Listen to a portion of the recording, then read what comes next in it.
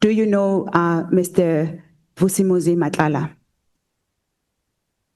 I can say safely before this platform, I do not know Mr. Matlala.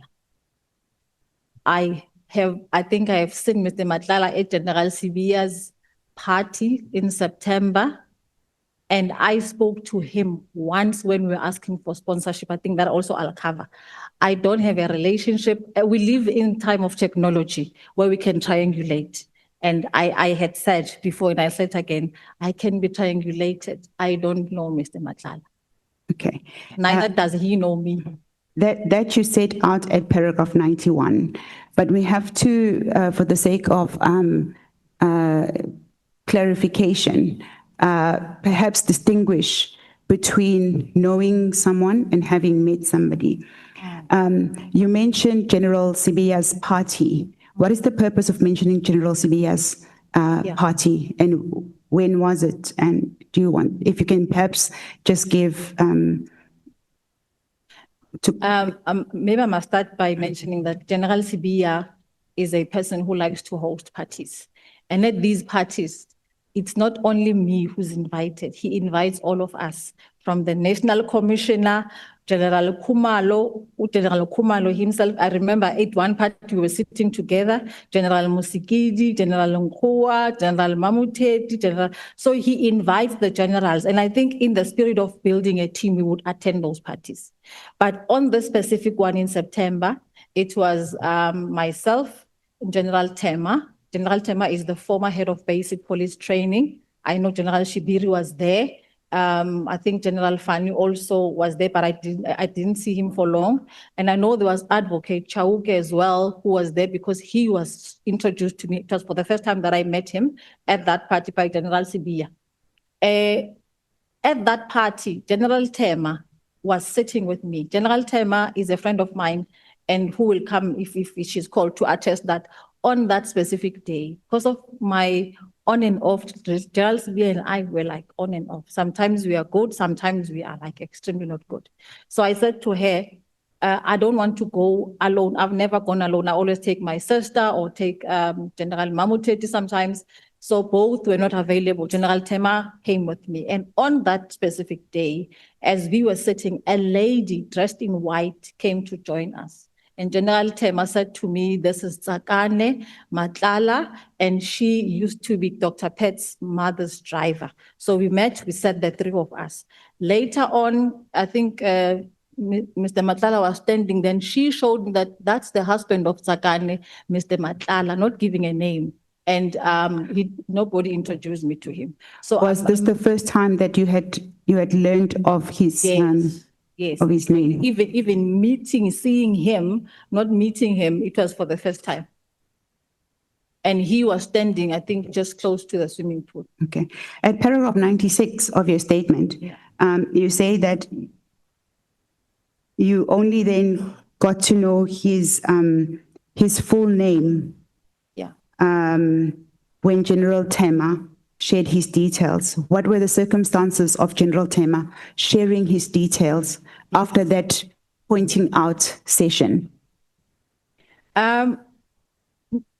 Before I get there, I need to clarify this. I believe in constitutionalism. And I think one of the things that key principles there is nobody's above the law, and as public officials, we are accountable.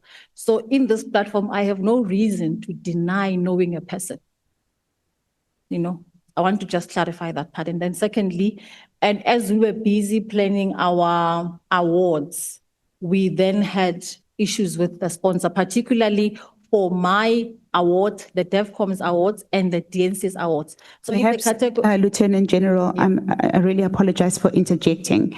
What we did not set out is the timing of the party, Lieutenant General Sibiya's party. When were you invited to this party? I mean, not when were you invited, when did you attend this party? It was in September 2024. I can't remember the date.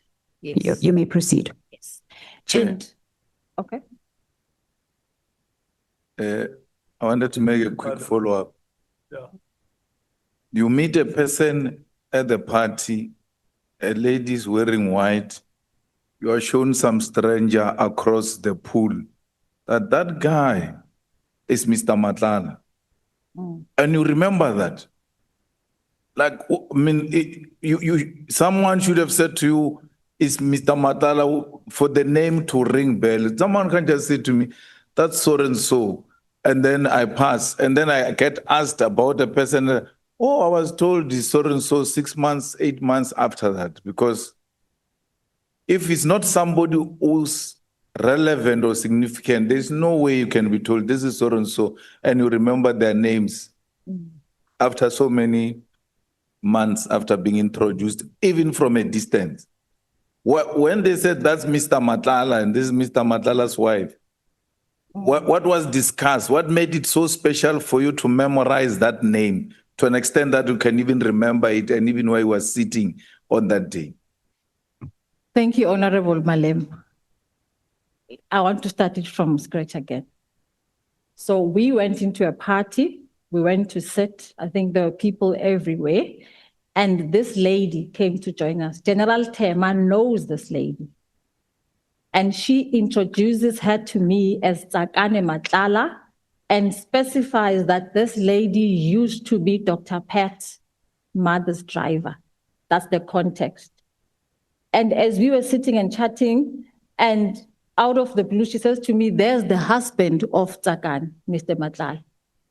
So there was no discussion, there was no interest.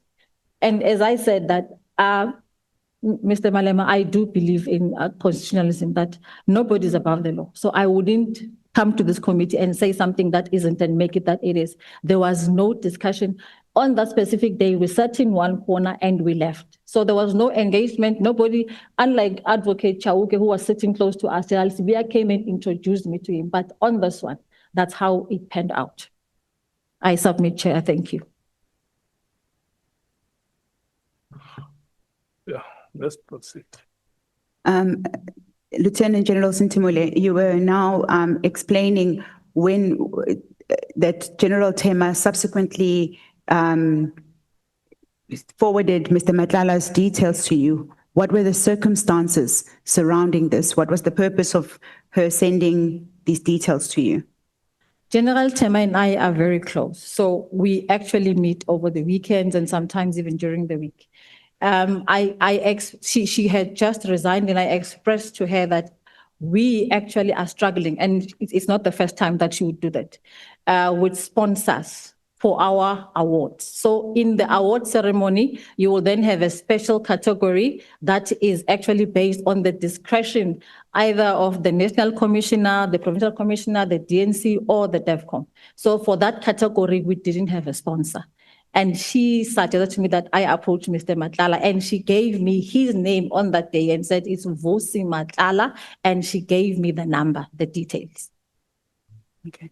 At paragraph 97 of your statement. Maybe if I may add that General Tema is prepared to put in a statement in support of what I say. Under oath, I may add. Thank you, Lieutenant General Sintumule. At paragraph 97 of your statement, you set out the circumstances that you have just related. Sorry, Advocate. I was saying we shouldn't miss that acting chair, but we should seek confirmatory affidavit Yes. from advocate from General Tema. Tema. Yes. That's not a dot, Malema. Thank you. We can proceed. Thank you, Acting Chair. You may proceed. Paragraph 97 is your response fully covered? As the Divisional Commissioner, if you are hosting awards, you don't personally invite people. The people are invited through the LOC chairperson and the people who are just dealing with the guest list. So in this regard, General Manamela was the LOC chairperson, and for that reason, because of the sponsorship, which happened after the 27th, I think, then I asked her to also extend an invite to Mr. Matlala and his wife. I think we've jumped a step. Before you get to invite Mr. Matlala as a sponsor, how did you then approach him? The question was lost at the place where General Tema, where Major General Tema has now forwarded his personal details. Is it the norm within SAPS that you would approach service providers to assist with Yes. awards for the SAPS? Okay, I Perhaps you think- can explain that. Thank you. Through the chairperson, chair, if you may, acting chair, if you may allow me. We are following allegations. I think what you are asking is covered in the next allegation. That is the issue of the sponsorship. So on this one, he says, I deny knowing Mr. Matlala, yet I invited him. Yeah, so the one of how then I got to contact him is covered in the next allegation, which says that we accepted a sponsor from Mr. Matlala, from Medicare 24. Yes, Lieutenant General, I know we're not necessarily following the sequence as set out in your statement, but we're following your evidence chronologically. Because you would have had to approach him for sponsorship before you invite him. So if we can just follow that chronological sequence. Post General Tema giving me the details, there was an LOC meeting. I think we were a few days to the event, and General Manamela came into my office. We're still discussing the issue of sponsorship. And in her presence, I then said that General Tema had said we can approach this Mr. Matlala. And I said he works for Mediclinic. General Manamela, my staff officer, who's my head of office, was with me at the time. And General Manamela said, no, it is called Medicare 24. So I asked that then we write a letter as per the National Instruction 6 of 2018 that regulates protocols on donations. And that letter is also annexed on the 22nd of November under my signature, was then sent to General Fani, who's our Divisional Commissioner, Supply Chain Management. This is the protocol that we apply to getting a sponsorship. That letter was sent on the 22nd. On the 27th of November, all of these are... General, before you move on, we Sorry, just ma'am. need to make sure that everybody is on the same page about the letter you're talking about. Okay. The letter is annexed as, it's marked Annexure HKS 16, and it can be found at page 110 of the paginated bundle. The response for our request was then submitted from supply chain on the 27th of November, and attached to the response, it's like a vetting form that indicates that none of the identified companies are currently under evaluation and may therefore be approached for donations, and it is signed by General Fani on the 25th. I'm not sure it's fine, but it's signed on the 25th of November, 2024. Now, that letter is Annexure HKS 17. Yes. Which is at page 111 of the paginated bundle. The signature you are talking about that you're referring to, which you say was signed by Lieutenant General Fani, is at the bottom of the page, and it is dated 27 November 2025. 2024. 2024. Yes. Okay. Yes. Oh, yes, because in the body of the email, it talks about a letter dated 2024. Yeah, the year. It's just not clear. Okay. Okay. So if we pause there, that letter, what does it actually address? What does it address? It actually then gives you authority to approach a sponsor. So you don't approach a sponsor prior that approval. Okay. Yes. Prior to this celebration that was or a party that was at Lieutenant General Sibiya's house, you testified that you had not seen, because you say you still maintain you don't know Mr. Matlala, but he was pointed out to you. So prior, this engagement at this party where he was then pointed out to you, you had no idea that he was actually a service provider at SAPS. No. So why would you approach a person that you would have met a month earlier as a sponsor? General Tema was the head basic police training. And I think this is where they do the assessments for trainees. And I suppose that's where Mr. Matlala's contract would have been whether accepted or being dealt with. So as a detective, I had no clue on that particular contract, but also I had no clue on what his services were. Only that he was a service provider for SAPS, and therefore General Tema said maybe we can approach him to sponsor. And although you had not met him and you did not know him, had you heard of him Not as a even- person in Pretoria, in Gauteng? Had you heard of the name Vusimuzi Cat Matlala? No. You'd never? No. Okay. And I think this is where I'm a proponent for counterintelligence, Honorable Malema. Sometimes we say things, but if push comes to shove, Honorable James mentioned once in this committee that maybe you should have forensic investigators, because we'll come here, say things, deny and refute and whatever. If push comes to shove, some of us must be taken for polygraph so that we can actually test what we are saying. By the way, I'm a proponent of defensive counterintelligence, so I do believe that it's a method that works. Thank you. But some of you are trained to pass polygraph. I wouldn't talk about the deceivers. I think I would speak for myself as a proponent for ethical conduct within the public service. I think those who are trained should not even be in the environment, Honorable Malema. That's why we've got problems today. Thank you. Let's hear Pangazita. Thank you, Chair. I'm trying to actually, join the dots here.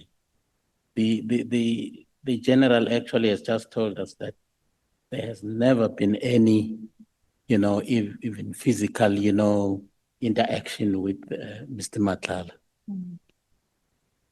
But she goes on to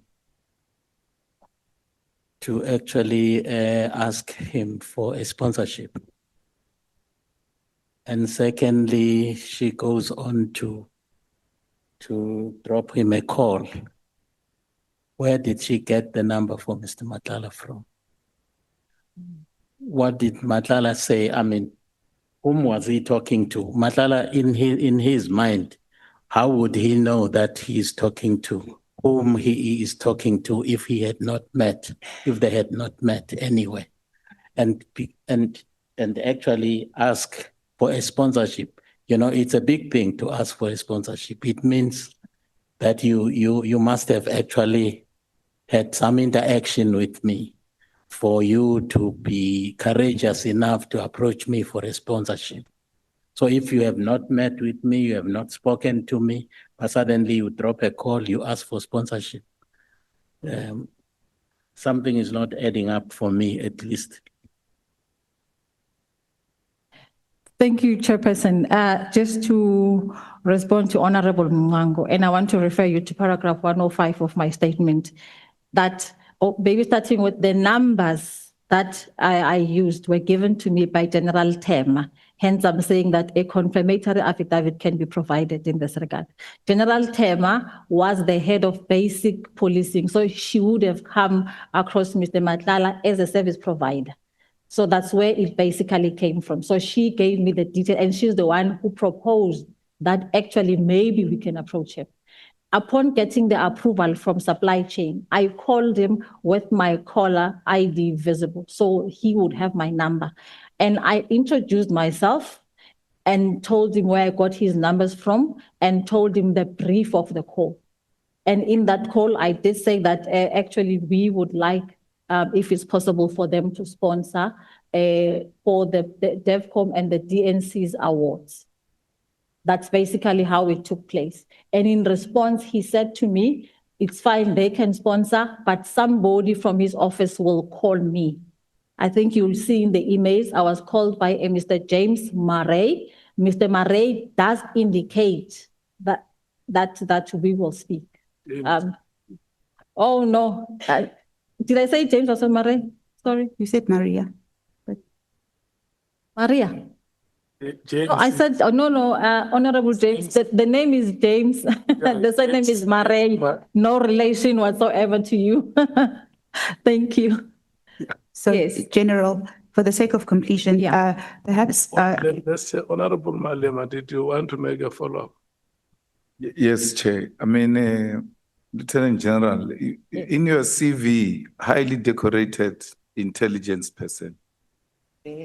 And part of your training is to be aware of the environment you are in, your surrounding, and all of that.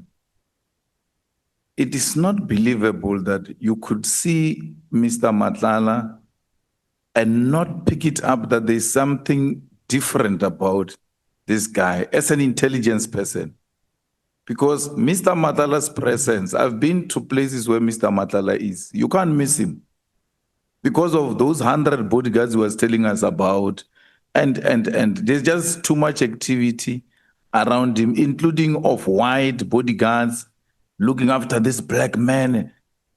And there's no way an operative like you, who's trained to handle agents, who's trained to handle agents and knows what is what here, because in your training, by virtue of being that, when your body is sitting, your eyes are everywhere, including at the back in front, because your training includes that. There's no way you didn't notice. There's just something about this guy. And from there, you lose interest completely to want to follow up as to what is actually the story of this guy, because there's something different about him. And then from there, you even ask for sponsorship from him because you didn't. You're not aware of this kind of a character you're dealing with after you met it for the first time. You shouldn't have made even a follow-up after meeting him for the first time. If you meet him once, Chair, you will not want to have anything to do with him because of what goes around him at that moment, not after, at that moment. So General should have picked it up that there's something with this guy to even go back to him to ask for sponsorship.